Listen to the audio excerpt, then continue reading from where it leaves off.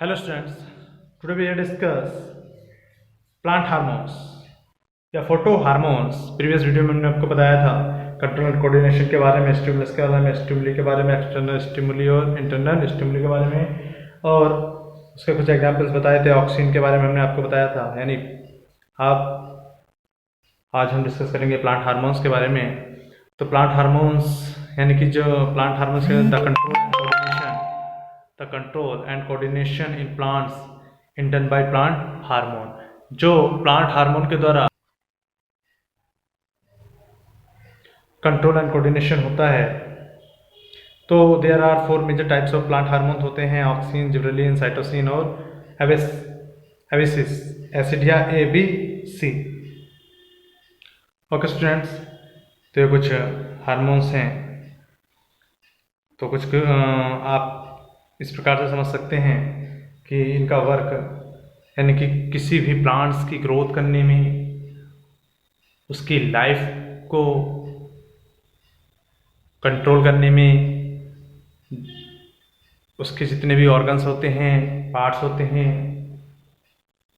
उनके द्वारा जो वर्क करा जाता है या ग्रोथ होती है, उन सब को कंट्रोल एंड कोऑर्डिनेशन करने में इनका यूज़ किया जाता है। ऑक्सीन हमने बताया था promote and cell enlargement, promote cell enlargement and cell differentiation में हमने बताया था आपको, साथ साथ में प्रमोट करते हैं फ्रूट ग्रोथ को भी। या ऑक्सीन के बारे में हमने बता दिया था आपको, जैसे कि 2,4-D के बारे में बताया था, IAA के बारे में बताया था आपको। IAA मतलब इंडोल 3 एक्टिव एसिड्स के बारे में। ऐसी 2,4-D का नाम आपने सुना होगा, 2,4-D जिसकी फुल फॉर्म होती है 2,4 डाइक्लोरोफेनॉक्सी एसिटिक एसिड। हमने प्रीवियस क्लास में आपको बताया था। तो रेस्पिरेशन में हेल्प करता है, रूट इनिशिएशन में हेल्प करता है, एपिकल डोमिनेंस में हेल्प करता है, और पार्थेनोकार्पी में भी हेल्प करता है। तो ये हमने आपको बताए थे प्रीवियस वीडियो में स्टूडेंट्स। जैसे कि पार्थेनोकार्पी हमने बताया था आपको, विदाउट फर्टिलाइजेशन के जो ओवरी से क्या होता है, फ्रूट का निर्माण होता है, डेवलपमेंट होता है, वो क्या कहलाता है, हमारा पार्थेनोकार्पी कहलाता है। अब आता है जिबरेलिन। तो जिबरेलिन ये भी हार्मोन है, प्लांट हार्मोन्स है।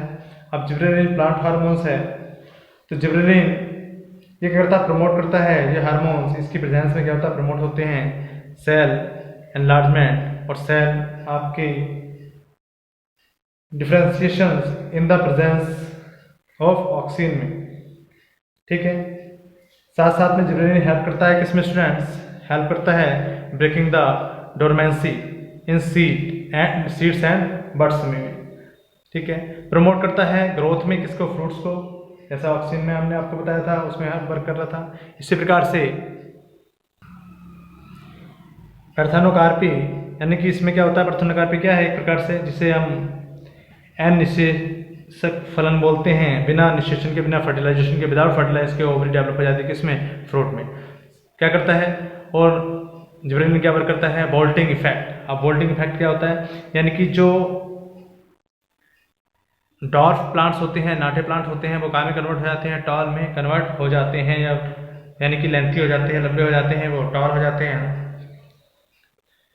ठीक है, कैसे जेनेटिकली कैसे होते हैं, टॉल हो जाते हैं। साथ साथ में जो द्विवर्षीय पौधे होते हैं, यानी कि 2 ईयर में कोई प्लांट्स बनता है, तो वो 1 ईयर के प्लांट्स हो जाते हैं।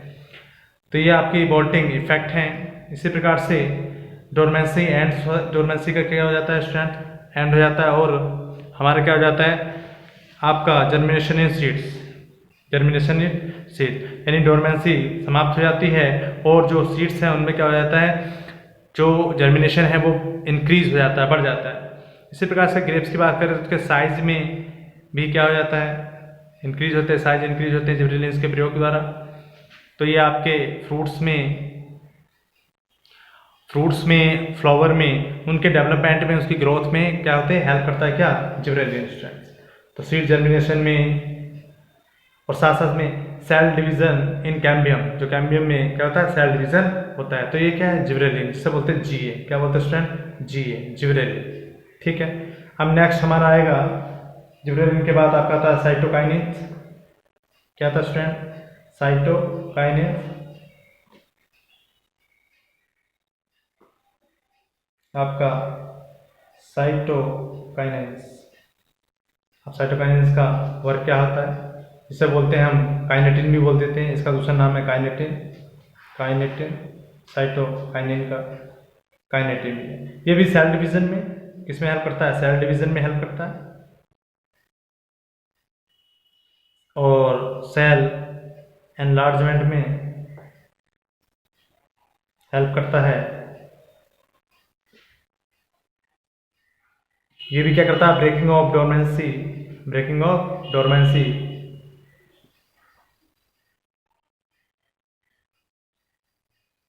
ब्रेकिंग ऑफ डोरमेंसी,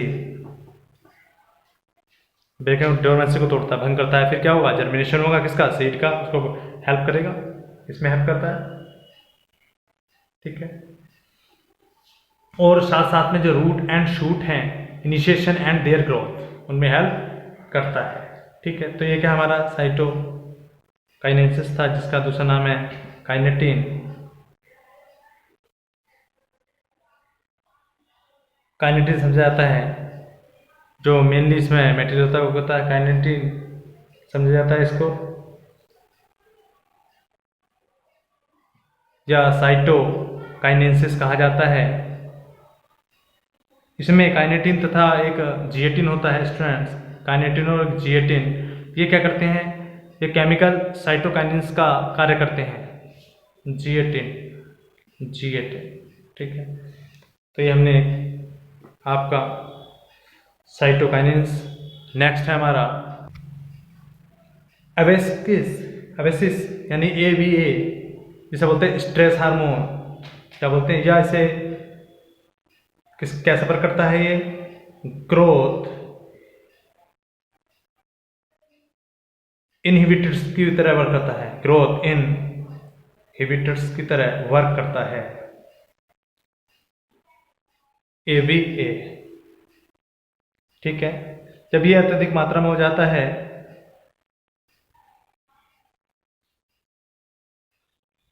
अथवा ये मान लीजिए अत्यधिक ये डिक्रीज मात्रा में, तो जो वृद्धि पदार्थ हैं स्वयं ही किसी प्रकार की जो ग्रोथ होती है उसमें क्या करते हैं, इन्विटेशन करते हैं, उत्पन्न करते हैं, अवरोध उत्पन्न करते हैं।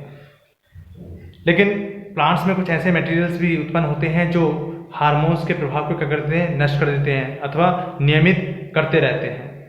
ठीक है, जैसे कि पौधों में आपने देखा होगा डोरमेंसी होती है, तो ऐसे ही जो ग्रोथ हार्मोन होते हैं तो उसके कारण ये समझी जाती है डोरमेंसी।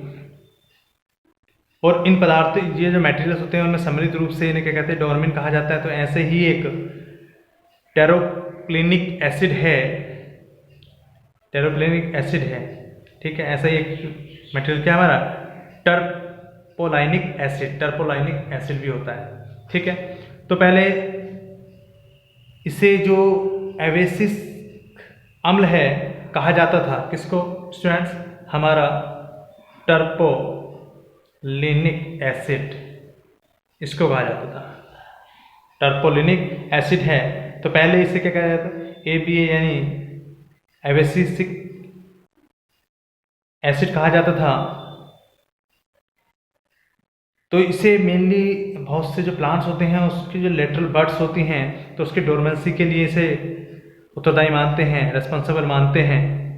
ठीक है स्टूडेंट्स, इसके अलावा इसके अतिरिक्त क्या होता है, जो सोलेनिडीन होती है किसमें, जो पोटैटो ट्यूबर्स होती हैं में, उसमें बड स्प्राउटिंग को रोकने में हेल्प करता है, ये बड नहीं बनने देता।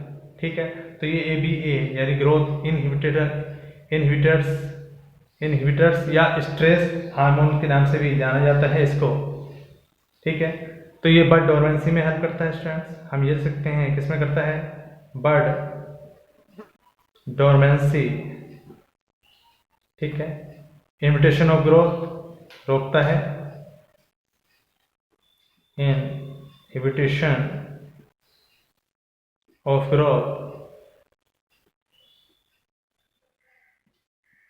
इसके अलावा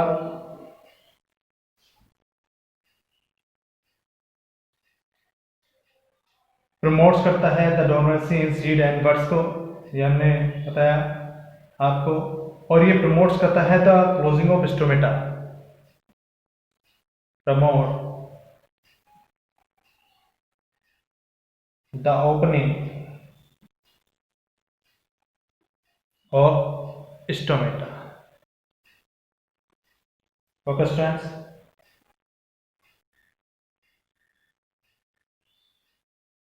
closing promote the closing of stomata, closing